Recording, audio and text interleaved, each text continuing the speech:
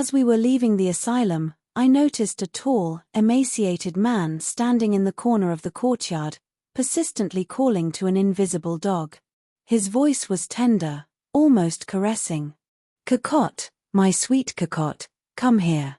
Cocotte, come, come, my beautiful girl."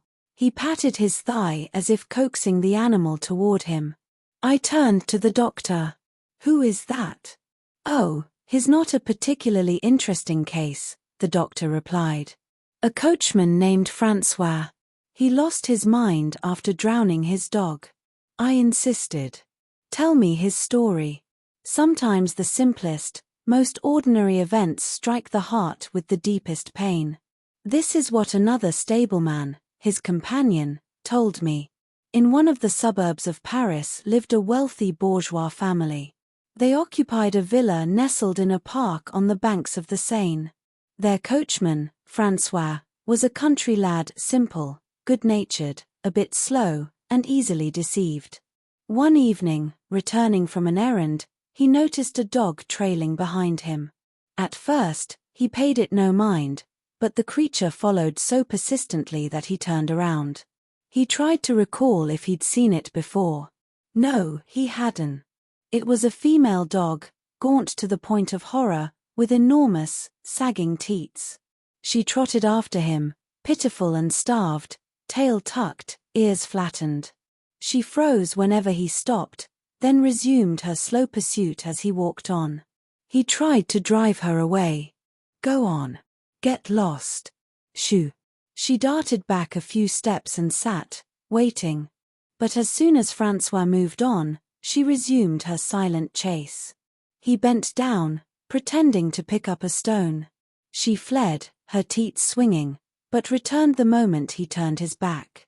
Francois felt pity. He called to her. She approached, arching her spine, so thin it seemed her ribs might tear through her skin. He stroked her bony back and, moved by her wretched state, said, "All right then, come along." She wagged her tail, delighted to be accepted, and trotted ahead of him. He settled her in the stable on a bed of straw, then ran to the kitchen for bread. After eating her fill, she curled up and fell asleep. The next day, Francois told his employers about the dog, and they allowed him to keep her. She seemed gentle, loyal, intelligent, and quiet. But soon, a dreadful flaw emerged: she was perpetually in heat. In no time, she had entangled herself with nearly every male dog in the area. They prowled around the villa day and night.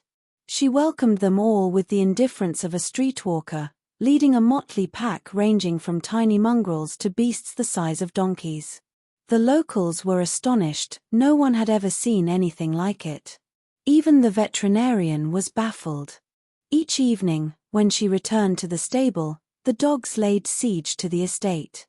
They slipped into the park, tore through hedges, trampled flower beds, dug holes in the lawns, driving the gardener to despair. They howled through the night, surrounding the stable where their companions slept, and no force could disperse them. By day, they even infiltrated the house. It was an invasion, a plague. On the stairs and in the rooms, one encountered hunting dogs, bulldogs, wolfhounds, filthy strays, and massive Newfoundlands that sent children fleeing in tears. Soon, dogs began appearing from places unknown, strangers from 10 leagues away. No one knew where they came from or what they ate. Then, just as mysteriously, they vanished. Francois adored Cocotte. He named her without irony, though the name suited her well. He would say, "She's so clever, just like a person. Only she doesn't speak." He ordered a splendid collar of red leather with a brass plate engraved, "Mademoiselle Cocotte, property of coachman Francois." She grew enormous. Once skeletal, she became corpulent, her teats still dangling. She walked heavily, legs splayed, mouth agape, panting, unable to run even a few steps. Her fertility was astounding, 4 litters a year, each a mix of every canine breed imaginable. Francois kept one pup to dry the milk, and drowned the rest in the river, bundled in his leather apron. Soon, The gardener's complaints were joined by the cook's. Dogs were everywhere in the pantry, the coal closet, even near the stove, stealing whatever they could find. The master, losing patience, ordered Francois to get rid of Cocotte. He tried to place her elsewhere, but no one would take her. So he asked a cart driver to take her beyond Paris, near Joinville-le-Pont, and abandon her. That same evening, Cocotte returned. A more decisive plan was needed. For 5 francs, a train conductor agreed to take her to Le Havre and release her there. 3 days later, in the evening, Cocotte came back, disheveled, scratched, barely alive. The master relented and let her stay.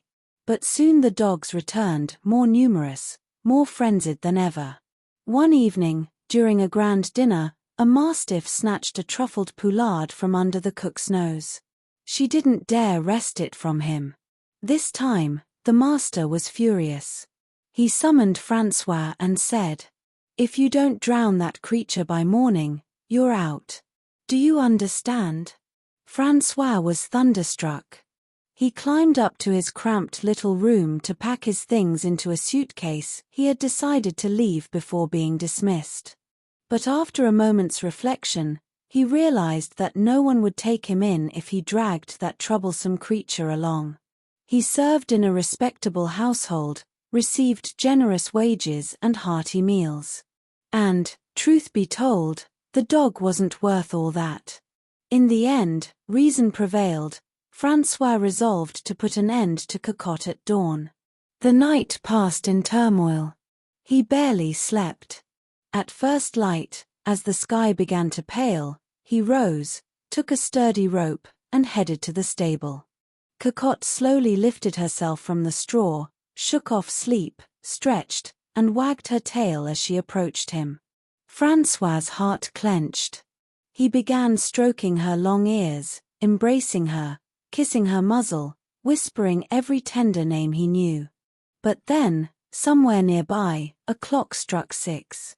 It was time. He flung open the door and said softly, "Come."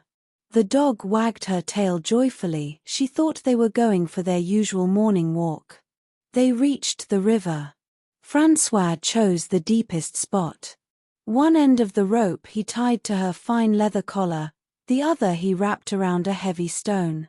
Then he embraced Cocotte again, pressing her to his chest as if bidding farewell to a beloved soul. He cradled her, kissed her, murmured, "My beauty, my dear Cocotte, my sweet little Cocotte." She whimpered with pleasure, unaware of what awaited her.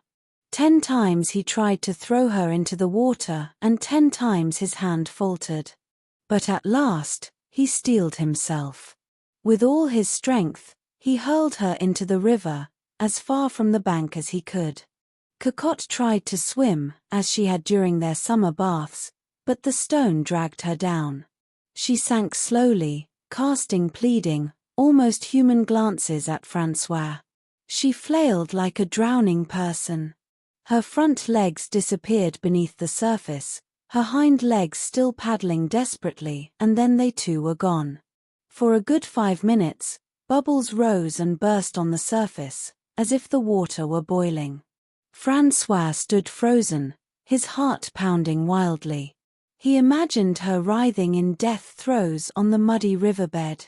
In his peasant simplicity, he asked himself, "What is she thinking of me now?" He nearly lost his mind.